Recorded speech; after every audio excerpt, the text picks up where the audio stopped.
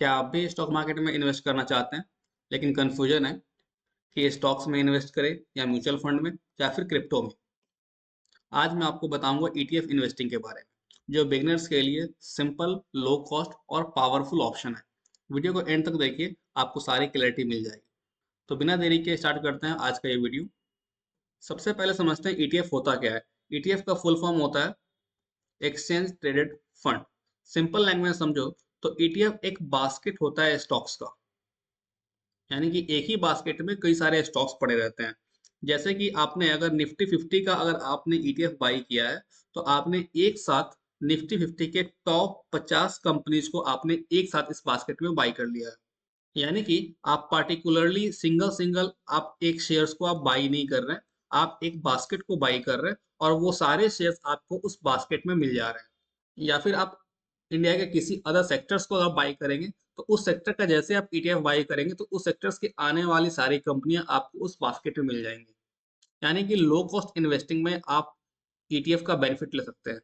जब आप single single shares को बाई करेंगे तो आप किसी एक कंपनी को खरीद सकते हैं, दो को खरीद सकते हैं, तीन को खरीद सकते हैं, लेकिन सबको आपको अलग अलग पैसे देने पड़ेंगे। ईटीएफ में जब आप पैसा इन्वेस्ट करते हैं तो आप एक साथ उस पूरे बास्केट को ही बाई करते हैं और उस बास्केट के अंदर के जितने भी शेयर्स होते हैं वो सब आपको मिल जाते हैं। अब बात करते हैं कि ये ईटीएफ काम कैसे करता है। ईटीएफ स्टॉक एक्सचेंज पे ट्रेड होता है, बिल्कुल शेयर्स के जैसे। जैसे हम शेयर्स को ट्रेड करते हैं, सेम वैसे ही हम ईटीएफ को भी ट्रेड कर सकते हैं। मार्केट ओपन होता है, ईटीएफ का प्राइस लाइव ऊपर नीचे होते रहता है। जैसे जैसे इंडेक्स आपका चलेगा वैसे वैसे ईटीएफ का प्राइस भी चलता है। यानी कि इंडेक्स अगर ऊपर जाएगा तो आपके ईटीएफ के प्राइसेस भी बढ़ेंगे, और इंडेक्स अगर गिर जाएगा तो आपके ईटीएफ के प्राइस भी गिर जाएंगे। आपने जिस भी इंडेक्स का आपने ईटीएफ बाई किया होगा, सेम उसके अकॉर्डिंग चलेगा। अब हम बात करते हैं एक इंपॉर्टेंट कंपैरिजन के बारे में, mutual fund versus ETF. Mutual fund में आपको जो प्राइस मिलता है ना, वो एंड ऑफ द डे पे मिलता है, लेकिन जो ईटीएफ होता है वो आपका लाइव चल रहा होता है। ईटीएफ का प्राइस आपको लाइव आपको अपडेट देते रहता है। ईटीएफ में आप लाइव बाई और सेल कर सकते हैं।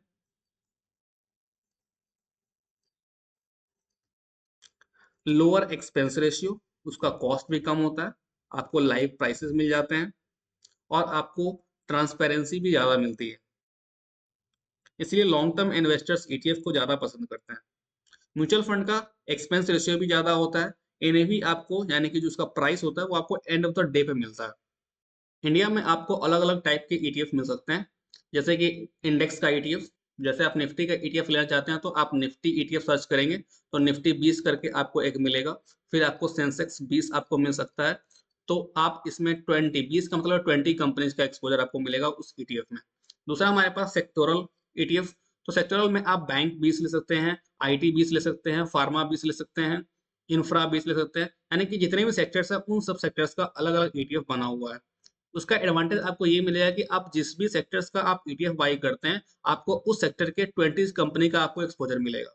अगर उस 20 कंपनी में से कोई भी कंपनी अच्छा परफॉर्म नहीं करती है, तो वो ऑटोमेटिक उस बास्केट से बाहर चली जाएगी और उसके जगह पर दूसरी कंपनी आ जाएगी। यानी स्टॉक्स में क्या होता है कि जब भी आप कोई स्टॉक्स को आप बाई करते हैं, अगर वो स्टॉक्स नहीं परफॉर्म करता तो आप क्या करते हैं, अपने पोर्टफोलियो में से उसको बाहर निकाल देते हैं। आप वो काम मैनुअली करते हैं। बट ईटीएफ में ऐसा नहीं है। ईटीएफ में आपको उसके बारे में सोचना ही नहीं है कि उसके अंदर की जो कंपनियां हैं वो चल रही है या नहीं चल रही है। आपको अपने ईटीएफ का प्राइस देखना है कि आपको आपका ईटीएफ जो है वो परफॉर्म कर रहा है कि नहीं कर रहा है। सिंपल। जैसे गोल्ड और सिल्वर का भी ईटीएफ अवेलेबल होता है, तो आप फिजिकल गोल्ड ना खरीद करके उसका अल्टरनेटिव आप गोल्ड का ईटीएफ गोल्ड 20 के नाम से है, उसको आप ले सकते हैं। सिल्वर का ईटीएफ सिल्वर 20 के नाम से है, और अलग अलग कंपनियों के भी ईटीएफ अवेलेबल है गोल्ड में और सिल्वर में, तो आप उसको भी जाकर के आप बाई कर सकते हैं। फिर हमारे पास आता है इंटरनेशनल ईटीएफ। यूएस मार्केट का एक्सपोजर करने के लिए आप उसको भी चूज कर सकते हैं। तो हमारे इंडिया में अलग अलग तरह के ईटीएफ अवेलेबल हैं।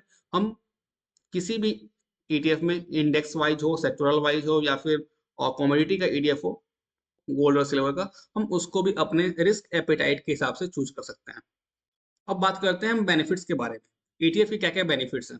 सबसे पहला बेनिफिट है इसका कि लो कॉस्ट इन्वेस्टिंग है, और आपके पोर्टफोलियो का इंस्टेंट डाइवर्सिफिकेशन हो जाता है। लॉन्ग टर्म वेल्थ क्रिएशन में आपको ये हेल्प करता है, और बिगिनर्स के लिए तो ये बहुत ही ईजी है। और बिगिनर्स के लिए बहुत बेस्ट तरीका है जिसमें वो ईटीएफ में इन्वेस्ट कर सकते हैं और आपको कंसिस्टेंट स्टेबल स्टडी रिटर्न आपको मिल सकता है। अगर आप डेली मार्केट को ट्रैक नहीं करना चाहते हैं, आपके पास समय नहीं है, आप कहीं पे जॉब कर रहे हैं या फिर कहीं पे वर्क कर रहे हैं या फिर आपका भी कोई बिजनेस है या फिर आपका कोई बिजनेस है, तो ईटीएफ आपके लिए बेस्ट इन्वेस्टिंग का तरीका हो सकता है। तो चलिए अब हम बात करते हैं ईटीएफ किन के लिए बेस्ट है। सबसे पहले जो लॉन्ग टर्म इन्वेस्टर्स हैं, क्योंकि उनको पोर्टफोलियो डाइवर्सिफिकेशन का एक एडवांटेज मिल जाता है, low risk plus steady returns. Beginners के लिए तो ये और बहुत बढ़िया है, बट ध्यान रहे कि शॉर्ट टर्म ट्रेडिंग के लिए आइडियल नहीं होता है। ETF is not best for the short term tradings.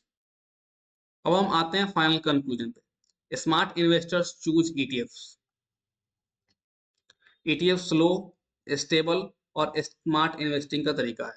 अगर ये वीडियो पसंद आई हो तो वीडियो को लाइक करें, चैनल को सब्सक्राइब करें और कमेंट करें कि आप ईटीएफ या म्यूचुअल फंड क्या चूज करोगे।